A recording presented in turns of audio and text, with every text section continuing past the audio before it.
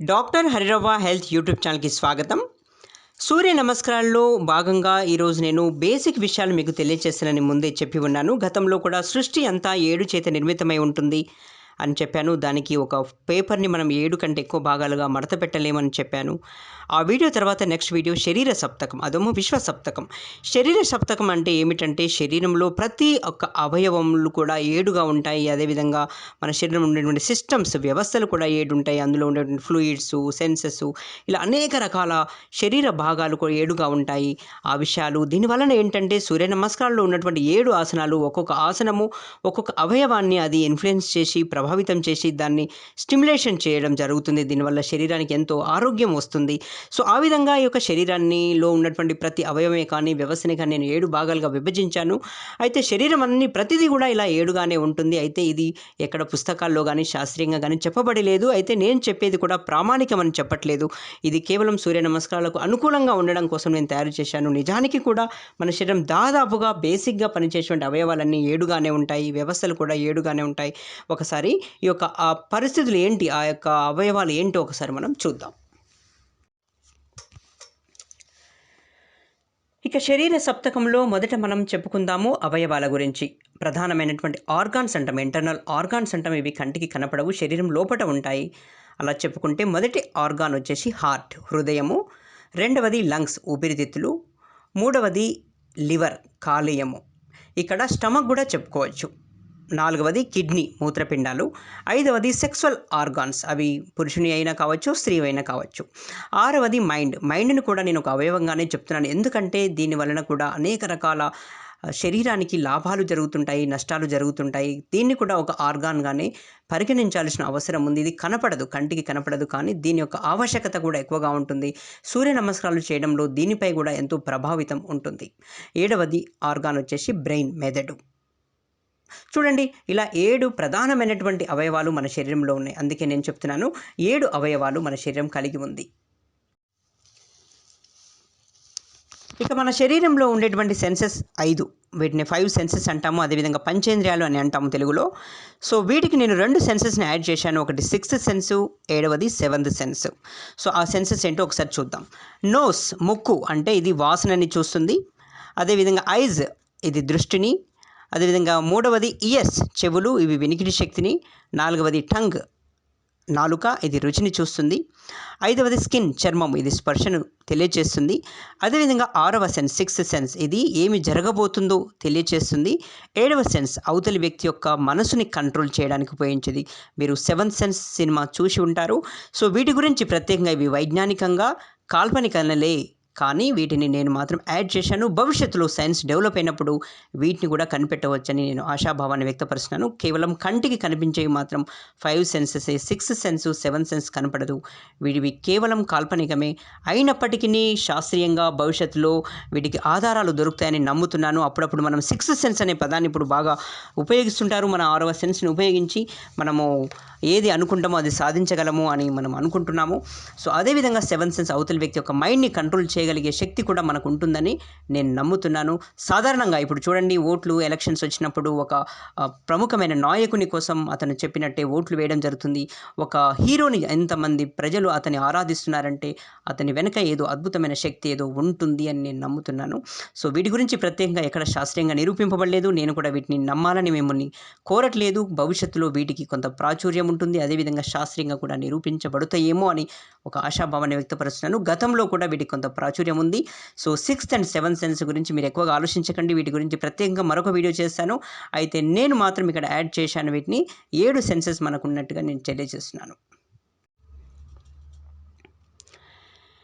మానవ శరీరంలో కొన్ని ద్రవాలు మరియు రసాలు ఉంటాయి. అవి కూడా 7 భాగాలుగా నేను చెప్పడం జరుగుతుంది. ఒకటి డైజెస్టివ్ జ్యూసెస్, జీర్ణ రసాలు. ఇవి శరీరంలో ఉన్నటువంటి ఆహార పదార్థాలను జీర్ణం చేయడానికి ఉపయోగపడతాయి. ఇందులో ఎంజైమ్స్ కూడా ఉంటాయి. అదేవిధంగా సెమీ సర్క్యులర్ కెనాల్ ఫ్లూయిడ్స్, ఇవి చెవి లోపల ఇంటర్నల్ ఇయర్ లోపల ఉండేటువంటి ఫ్లూయిడ్. ఇది శరీరాన్ని సమతాస్థితిలో ఉంచడానికి ఉపయోగపడుతుంది. మూడవది పెరిటోనియల్ ఫ్లూయిడ్, ఇది అబ్డామెన్ లోపల ఉన్నటువంటి ఇంటర్నల్ ఆర్గాన్స్ని చుట్టుకొని ఉండేటువంటి ఫ్లూయిడ్. అదేవిధంగా సైనోవియల్ ఫ్లూయిడ్, ఇది జాయింట్స్లో ఉండేటువంటి ఫ్లూయిడ్. అదేవిధంగా ఫ్లూరల్ ఫ్లూయిడ్, ఇది ఊపిరితిత్తుల యొక్క పైపొరలో ఉండేటువంటి ఫ్లూయిడ్. అదేవిధంగా హృదయ కండరాల హృదయం పైన కూడా ఉండేటువంటి ఫ్లూయిడ్గా ఉంటుంది. అదేవిధంగా సెమినర్ ఆర్ వెజినల్ ఫ్లూయిడ్, లైంగిక ఉద్దీపనల కొరకు ఏర్పడేటువంటి ఫ్లూయిడ్స్ ఇవి. ఏడవది సెరిబ్రోస్పైనల్ ఫ్లూయిడ్ దీన్ని మస్తిష్క మేరుద్రవం అంటారు. మెదడులో ఉండేటువంటి ఫ్లూయిడ్. ఈ విధంగా 7 రకాల ఫ్లూయిడ్స్ మన శరీరంలో ఉంటాయి. మన శరీరంలో గ్రంథులు కూడా ఉంటాయి. గ్లాండ్స్ అంటాం వీటిని. గ్రంథులు కూడా 7 ఉంటాయి. మొదట వచ్చినటువంటి గ్రంథి థైమస్ గ్లాండ్, రెండవది థైరాయిడ్ లేదా పారాథైరాయిడ్ గ్లాండ్, ఒకే దగ్గర ఉంటాయి ఇవి.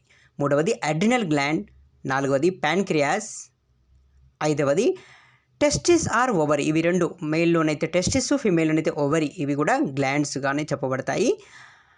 ఆరవది పీనియల్ గ్లాండ్, ఏడవది పిట్యూటరీ గ్లాండ్. సో ఈ విధంగా గ్రంథులు కూడా 7 ఉంటాయి. ఒక్కొక్క ఆసనం వేసేటప్పుడు ఒక్కొక్క ఆసనం ద్వారా ఇవి స్టిమ్యులేట్ అవుతాయని నేను తెలియజేస్తున్నాను. సో గ్రంథులు కూడా మన శరీరంలో 7 ఉండి శరీర సప్తకాన్ని ఇది ఫుల్ఫిల్ చేస్తుంది. మన శరీరంలో ఉండేటువంటి వ్యవస్థలు కూడా 7 ఉంటాయి. వీటిని సిస్టమ్స్ అని ఇంగ్లీష్లో అంటారు.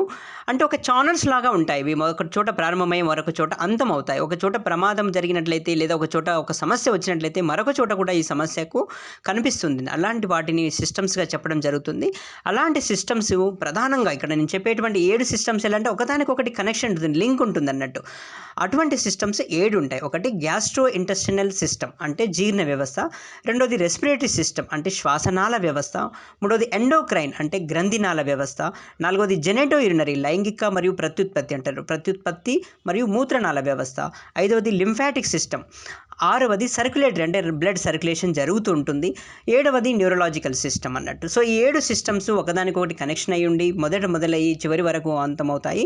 అయితే మనకు ఒక 2 వ్యవస్థలు మాత్రము మనకు మిగిలి ఉన్నవి. అవి మస్కులో స్కెల్టల్ సిస్టమ్ అన్నట్టు. అంటే muscular system and skeletal system విడివిడిగా దేనికి దానికి పార్ట్గా ఉంటాయి. ఒక కండరం కదిలకుండా ఆగిపోయినట్టయితే దానికి పరిమితమైన ప్రాంతంలోనే ప్రమాదం ఉంటుంది. అదేవిధంగా ఒక బోన్ ఇరిగిందంటే అక్కడ మాత్రమే సమస్య ఉంటుంది. కానీ మిగిలిన 7 సిస్టమ్స్ అలా కాదు. ఇవి ఒక్కొక్క చోట ప్రమాదం జరిగిందంటే మిగిలిన అన్ని అబ్స్ట్రక్టివ్ కావడం అక్కడ ఒక రకమైన సమస్యను ఏర్పరుస్తాయి. సో ఆ విధంగా 7 సిస్టమ్స్ అవి ఉంటాయి. అదేవిధంగా మస్కులోస్కెల్టల్ సిస్టమ్స్ వీటిని కూడా ప్రత్యేకంగా మనం చెప్పుకోవాల్సి ఉంటుంది. అయితే ఇవి సర్క్యులేటరీ సిస్టమ్ తీసుకున్నట్లయితే ఈ మజిల్స్లోకి ఇన్వాల్వ్ అవుతాయి. అదేవిధంగా న్యూరలాజికల్ సిస్టమ్ తీసుకున్న మజిల్స్లోకి ఇన్వాల్వ్ అవుతాయి. అదేవిధంగా స్కెల్టల్ సిస్టమ్ తీసుకున్న దానికి కూడా బ్లడ్ సర్క్యులేషన్ ఉంటుంది. కాబట్టి వీటిని ప్రత్యేకంగా చెప్పడం జరుగుతుంది. ప్రధానంగా వచ్చేసి మాత్రం 7 వ్యవస్థలు ఉన్నవి.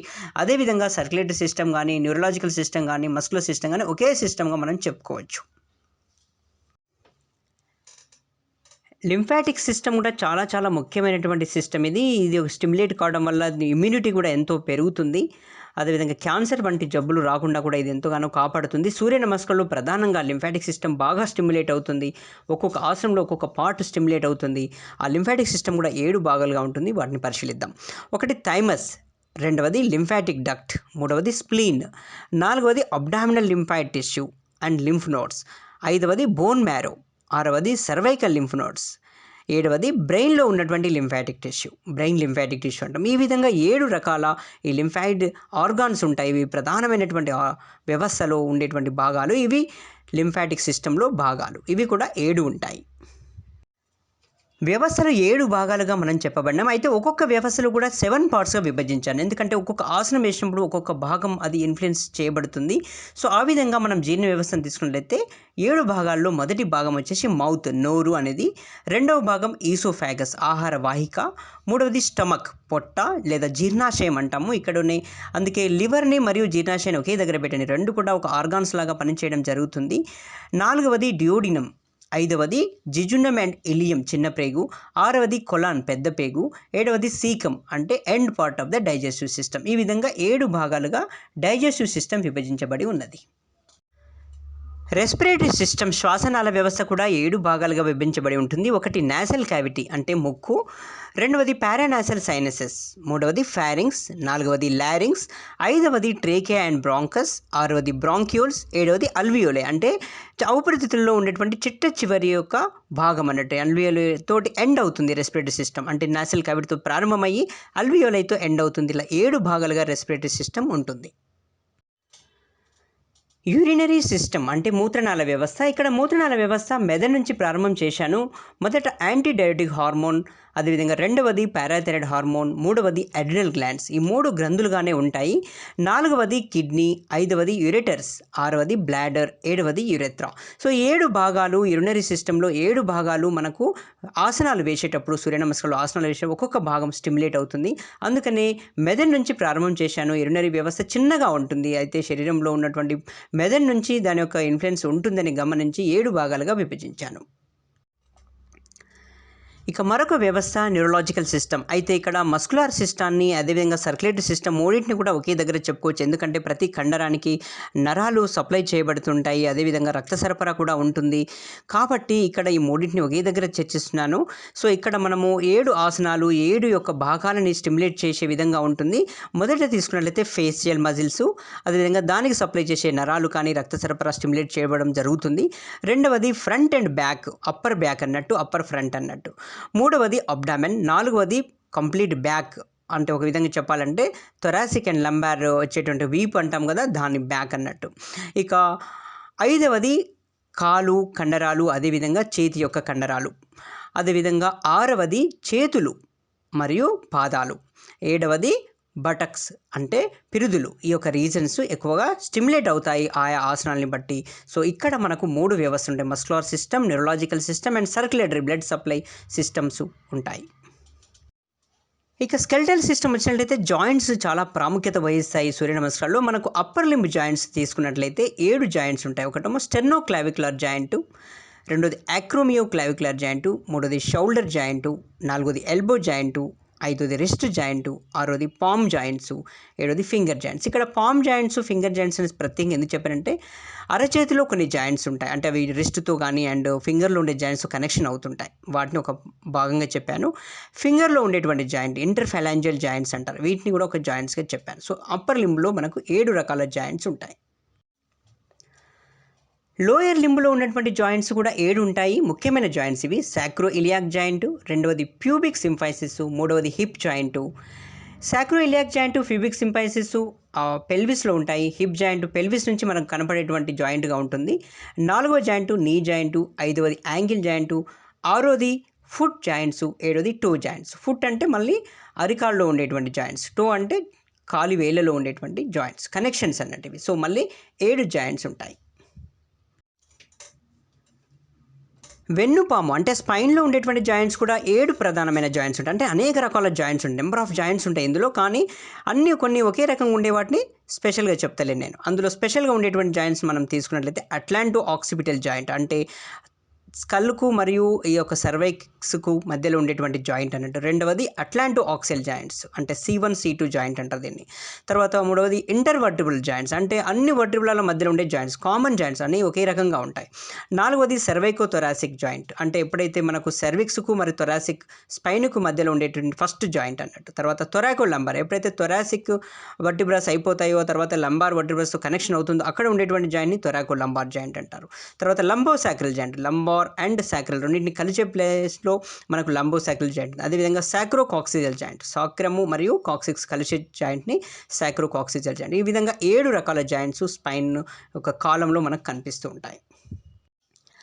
స్పైన్ మూమెంట్స్ కూడా 7 ఉంటాయి. స్పైన్ను కూడా మనము కదిలించాలంటే 7 మూమెంట్స్ దానికి ఉన్నట్లుగా మనం చూడవచ్చు. ఒకటి ఫ్లెక్షన్ అంటే ముందుకు వంగడము, రెండవది ఎక్స్టెన్షన్ వెనక్కి వంగడము, మూడవది బెండింగ్ అంటే కుడివైపు కానీ ఎడమవైపు కానీ బెండ్ అవ్వడము, నాలుగవది రొటేషన్ అంటే ఇక్కడ రొటేషన్ 2 భాగాలు, అంటే సర్వైకల్ రొటేషన్ అంటే మెడని తిప్పడం అనేది ఒక రొటేషన్, అండ్ లంబార్ రొటేషన్ అంటే ఇక్కడ నడుముని తిప్పడం అనేది ఒక రొటేషన్. సో విభిన్నంగా తిప్పడం జరుగుతుంది, అంటే యాంగిల్ యొక్క వాటి యొక్క లెంత్ ఎక్కువ దూరము ఎక్కువ వేగంగా మనం తిప్పడానికి ఉన్న అవకాశాలు మనం చూసుకోవచ్చు. అందుకని 2 విడివిడిగా చెప్పడం జరిగింది. ఆరవది థొరాసిక్ ఎక్స్టెన్షన్ అంటే మన థొరాసిక్ భాగంలో, అంటే వీపు స్కాపులా ఉన్నటువంటి భాగంలో వంచి ఉంచడం అన్నట్టు. ఏడవది యాక్సియల్ ఎక్స్టెన్షన్ అంటే స్పైనల్ కార్డ్ని ఎక్స్పాండ్ చేయడం అన్నట్టు, స్పైన్ని ఎక్స్పాండ్ చేయడం అన్నట్టు, అంటే పొడుగ్గా చేసుకోవడం అన్నట్టు. సో ఇలా 7 రకాల మూమెంట్స్ స్పైన్లో మనకు కనిపిస్తుంటాయి. సో మళ్ళీ స్పైన్ మూమెంట్స్ 7 వచ్చాయి. ఇవి సాధారణంగా బేసిక్ విషయాలు నేను చెప్పడం జరుగుతుంది. సో ఈ విధంగా బేసిక్ విషయాల పట్ల మనం అవగాహన కలిగి ఉండాలి. సో అందువల్లనే మనం సూర్య నమస్కారాలు చేసేటప్పుడు ప్రతిదీ 7 చేత ఉంటుందని చెప్పడానికి నేను ఈ విధంగా ప్రతి పార్ట్ని 7గా విభజించడం జరిగింది. ఇప్పుడు చెప్పినవన్నీ సూర్య నమస్కారాలు చేయడానికి అనుకూలంగా ఉండేటువంటి 7 అనే సంఖ్య చేత నేను వివరించాను. అదేవిధంగా శరీరంలో మరికొన్ని లేయర్స్ అంటే చర్మం యొక్క పొరలే కానీ, రెటినా పొరలు కానీ, అదేవిధంగా శరీరం యొక్క నిర్మాణం స్థాయి నుంచి కణంలో ఉండేటువంటి డీఎన్ఏ వరకు కూడా 7 అనే అంకె ఎప్పుడూ నిరంతరము ఒక శరీరంలో ఏర్పడే ప్రతి భాగానికి 7 అనే చేత నిర్మించబడి ఉంటుందనే విషయం కూడా తెలుస్తుంది. ఇటువంటి విషయాలు మరొక వీడియోలో నేను తెలియజేస్తాను. ఇక ఇప్పటి వరకు మనం మాట్లాడుకున్నవన్నీ శరీరంలో ఫంక్షన్స్ చేసేటివి. ఇప్పుడు నేను చెప్పబోయే అంశాలు కూడా ఇవి ఒక 5 రకాల ప్రత్యేకమైన అంశాలను ఇవి కూడా 7గానే ఉంటాయి. అది ఒకసారి మనం పరిశీలిద్దాము. మనిషి శరీరం నుంచి విసర్జించేటువంటి పదార్థాలు కూడా 7గా ఉంటాయి. ఒకటి వచ్చేసి స్వెట్ అంటే చెమట, 2 యూరిన్ మూత్రము, 3 మలము ఫీసెస్, 4వది టీయర్స్ కన్నీళ్ళు, 5వది ఫ్లెమ్ అది నోటి నుంచి ద్వారా కానీ ముక్కు ద్వారా కానీ వస్తుంది. 6వది వచ్చేసి ఇయర్ వ్యాక్స్ అంటే చెవి నుంచి వచ్చే గులిమి, 7వది డెడ్ సెల్ మృత కణాలు. శరీరం కూడా ఎప్పటికీ మృత కణాలని విసర్జించుకుంటుంది రాత్రిపూట మనం చేసినట్టు ఉదయం, అందుకని స్నానం చేయాల్సి ఉంటుంది. సో ఈ విధంగా శరీరంలో వచ్చేటువంటి ఎక్స్క్రీషన్స్ వచ్చేటివి 7. ఇక 2వది బేసిక్ నీడ్స్. ఒక మనిషి సాధారణంగా బ్రతకడానికి కావాల్సినటువంటి మౌలికమైనటువంటి అవసరాలు శరీరానికి అవసరం ఉంటవి. అది ఒకటి వచ్చేసి శ్వాస, బ్రీత్ అన్నట్టు, ఊపిరి అన్నట్టు. 2వది ఆకలి, 3వది నిద్ర, 4వది దాహం, 5వది ఆలోచనలు, 6వది సెక్స్, 7వది అంటే సెక్స్ అంటే లైంగికపరమైనటువంటి కోరికలు, 7వది సర్వైవల్ మనిషి జీవించడానికి ఎలాంటి పోరాటం చేయాలి. ఈ 7 బేసిక్ నీడ్స్ అనేవి ప్రతి మనిషికి అవసరం ఉంటాయి. ఇవి లేకుండా ఒక మనిషి జీవితాన్ని కొనసాగించలేడు. శరీరం కూడా కొన్ని రక్షణ కోసము కొన్ని నియమాలను పాటిస్తుంటుంది. వీటిని ఉప అవసరాలు అనవచ్చు. అందులో 1 కాఫ్ దగ్గడము, 2 స్నీజ్ తుమ్మడము, 3 యార్నింగ్ ఆవలించడము, 4 ఫ్యాటిగ్ అలసిపోయినట్టుగా శరీరం చెప్పడము, 5వది బెల్చింగ్ త్రేల్పు రావడము, 6వది కింది నుంచి గ్యాస్ రిలీజ్ కావడము, పిత్తడము, 7వది బ్లింకింగ్ అంటే ఐస్ ఎప్పుడు కనుబొమ్మలు ఎప్పుడు కొట్టుకోవడము, దీనివల్ల ఐలిడ్స్ ఎప్పుడు కొట్టుకోవడం వల్ల రక్షణగా ఉపయోగపడతాయి. ఈ విధంగా 7 బేసిక్ నీడ్స్తో పాటు ఇవి యొక్క సబ్ నీడ్స్గా ఉంటాయి. ఇవి ఉప అవసరాలుగా ఉంటాయి. ఇవి ప్రత్యేకంగా రక్షణ కోసం ఏర్పడ్డాయి. ఇక ఆయుర్వేదంలో సప్తధాతువులు అని చెప్పాడు. శరీరం సప్తధాతుల చేత నిర్మించబడింది. ఆ సప్తధాతువులు ఇక్కడ మీకు వివరిస్తున్నాను. 1 ఫ్యాట్ అంటే ఇది మేధము అంటే మేధస్సు అంటే కొవ్వు చేత నిర్మితమై ఉంటుంది. అదేవిధంగా 2వది బోన్స్ అంటే ఎముకలు, అదేవిధంగా పండ్ల యొక్క పౌడర్ లాగా ఉండేటువంటి దాన్ని కూడా మనం బోన్ పౌడర్గా మనం చెప్పుకోవచ్చు. అది కూడా దంత నిర్మితం కూడా బోన్స్ లాగానే ఉంటుంది, ఎముక చేత నిర్మితమై ఉంటుంది. 3వది రక్తము, 4వది బోన్ మ్యారో ఎముక మజ్జ, 5వది స్కిన్ చర్మము, 6వది కండరాలు, 7వది వీర్యము. ఇవి 7 కూడా సప్తధాతులుగా ఆయుర్వేదంలో చెప్పబడి ఉన్నవి. ఇవి 7 కూడా శరీరం నిర్మించబడి ఉందని చెప్పబడుతున్నది. మన శరీరం తీసుకోవాల్సిన ఆహారము, దానికి అవసరమైనటువంటి ఆహారంలో కూడా 7 ఇంపార్టెంట్ పదార్థాలు మనం తీసుకోవాల్సి ఉంటుంది. వాటిని మనం ప్రత్యేకంగా గమనించినట్లయితే శాస్త్రీయంగా కూడా ఇవి ఎంతో ముఖ్యమైనవి. అది 1 కార్బోహైడ్రేట్స్ పిండి పదార్థాలు, 2 ప్రోటీన్స్ మాంసకృత్తులు, 3 ఫ్యాట్ క్రొవ్వు పదార్థాలు, 4 విటమిన్స్, 5 మినరల్స్, 6 యాంటీ ఆక్సిడెంట్స్, 7వది వచ్చేసి మెడిసినల్ వాల్యూ ఉన్నటువంటి ఫుడ్స్ తీసుకోవడము, హెర్బల్ వాల్యూ ఉన్నటువంటి ఫుడ్స్ తీసుకోవడము. సో ఈ విధంగా శరీరంలో ఉన్నటువంటి 7 పార్ట్స్ గురించి, 7 యొక్క ఇంపార్టెన్స్ గురించి మీకు తెలియజేశాను. అదేవిధంగా విశ్వం అనేది, సృష్టి అనేది 7 చేత నిర్మితమై ఉంటుంది. అదేవిధంగా శరీరం కూడా 7 ప్రధానమైనటువంటి వాటి చేతనే నిర్మితమై అని చెప్పడానికి ఈ ఉదాహరణలు మీకు సరిపోతాయని నేను అనుకుంటున్నాను. సూర్య నమస్కారాలు అద్భుతమైనటువంటి 7 ఆసనాలు ఏ విధంగా ఒక్కొక్క దాన్ని మనకు స్టిమ్యులేట్ చేస్తున్న విషయాలు మీకు తెలియజేస్తాను. చూస్తూనే ఉండండి. నా వీడియోస్ ఇతరులకు షేర్ చేయండి. Thank you very much.